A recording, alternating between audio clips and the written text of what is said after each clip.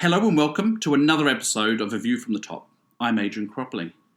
A View from the Top is a regular podcast from the Centre for Strategic Communication Excellence, where I interview some of the world's leading communication professionals as we explore their career journey. Today, I'm very excited to be speaking with Amanda Hamilton-Attwell, who is an IABC Fellow and career communication professional, and probably one of the most influential communication leaders within the African region. She lives in Pretoria and works with some of the biggest global organisations through her company, Business DNA. I have to say she's just a gun and at communication research and measurement, and I'm pleased to have worked with her on many projects. I'm also very pleased that she's a faculty member with the Centre for Strategic Communication Excellence. So welcome, Amanda. It's absolutely brilliant to be catching up with you. And I've lost track of how many cities in the world we've probably met in. Hi, Adrian. Yes, and I can't even remember where did we meet the first time, but it must have been at an IBC conference. But it has been the most amazing journey with you and with the IBC and everything that we've done together, because we've done some great projects with the IABC. We have. We've been able to team up on a number of major initiatives and so on. And it's been brilliant. Initiatives. Yes. Kept us busy and exhausted at the same time, Amanda.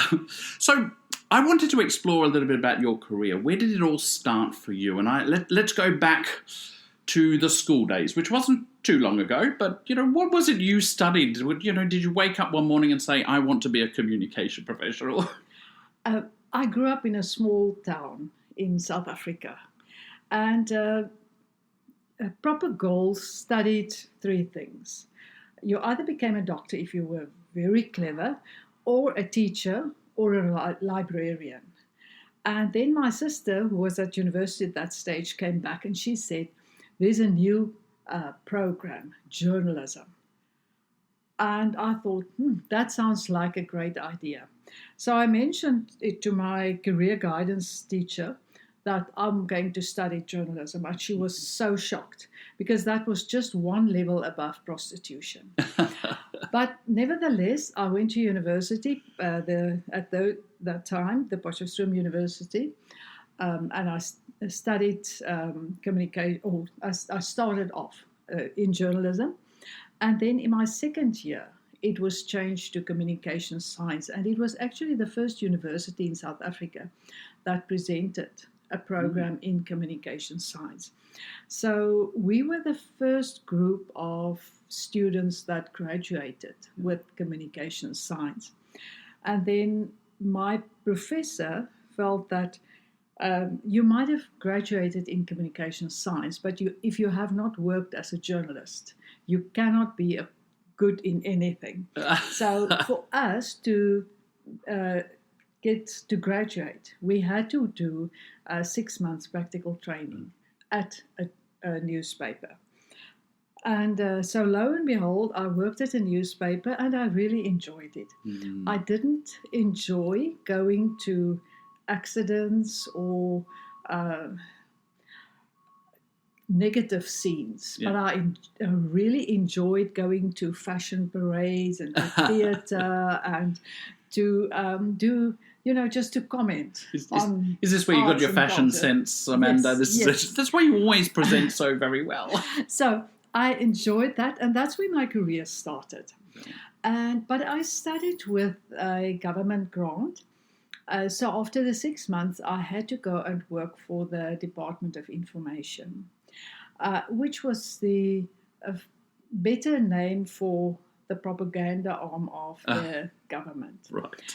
And I had to work for them for 3 years. So now I'm a newbie. I need this job. I have to work back my grant, my study grant. But after 18 months, I said, no, I still have my conscience. I cannot go on with that. So I ventured into public relations. And that was in the heyday of balloons and boobs. And after 6 months, I said, no, sorry, this is not for me either. So I joined the University of South Africa. I became a lecturer, and I really enjoyed it because I enjoyed studying and I wanted to study further. So I did my honours and my masters and eventually my PhD at UNISA. And then after I've done my PhD, I got this empty feeling of, so now what? Are you going for the rest of your life going to teach students about the functional theory of communication?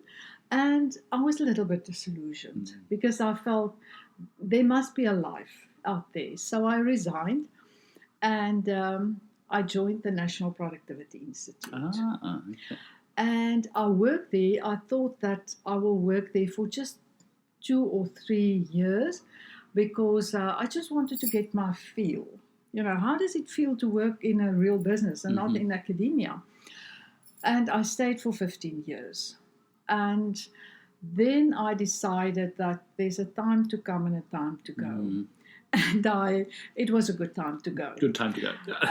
So I resigned and I started my own business DNA.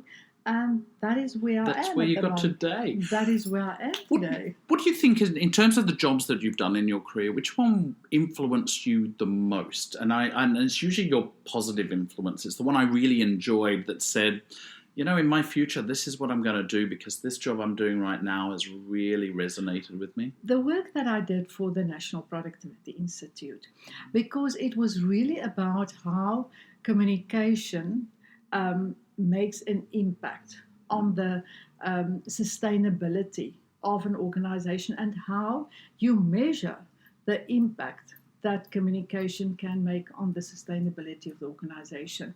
And that is why I'm still so passionate about measurement, because it is so obvious that we can measure, but people are scared that they might not have achieved what they want to achieve, so they don't measure.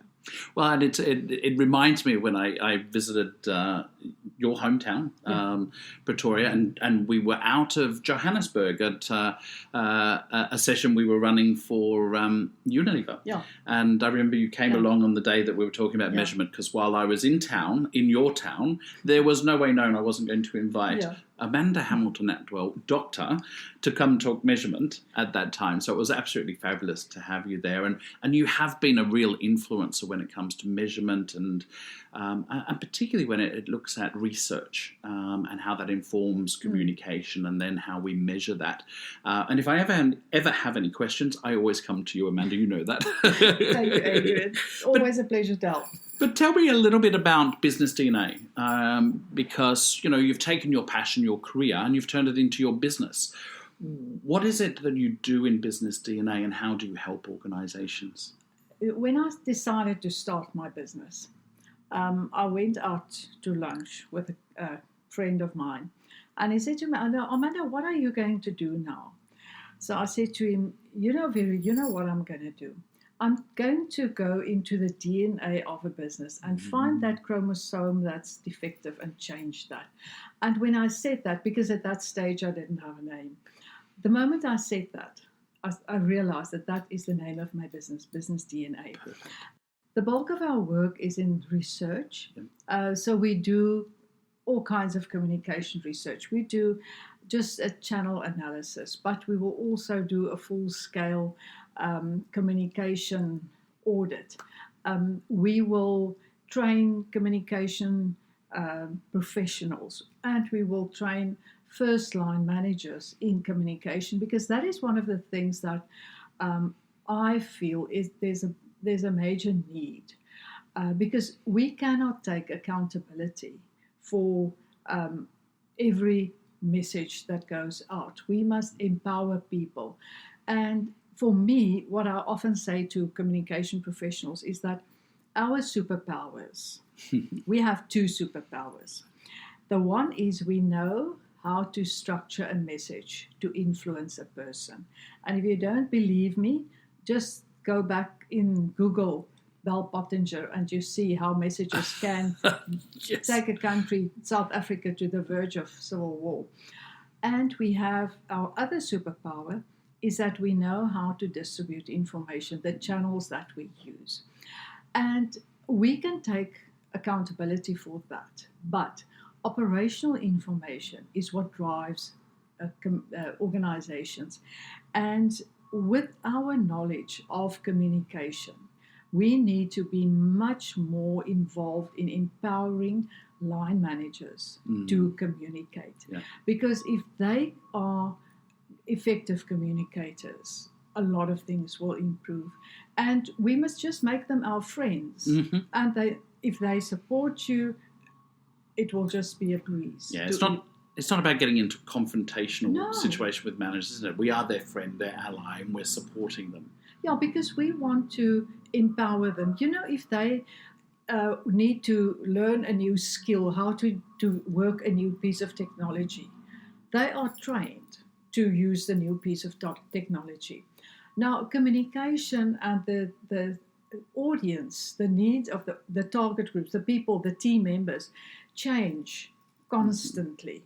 And they also need to be trained to understand how do you communicate to these new faces that sits in front of you. That's right. And we should not be reluctant to market ourselves as people that can empower them to be effective, because they don't do it. And that research often shows they don't communicate because they are scared, because they do not know how. How, absolutely.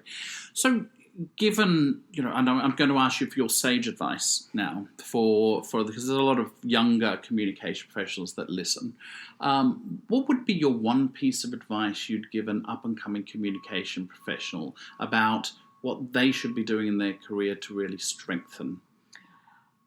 They should do an annual skills evaluation and competence evaluation. And they must be ruthless and say, the world changed. Our world changes at the speed of lightning. So every year as a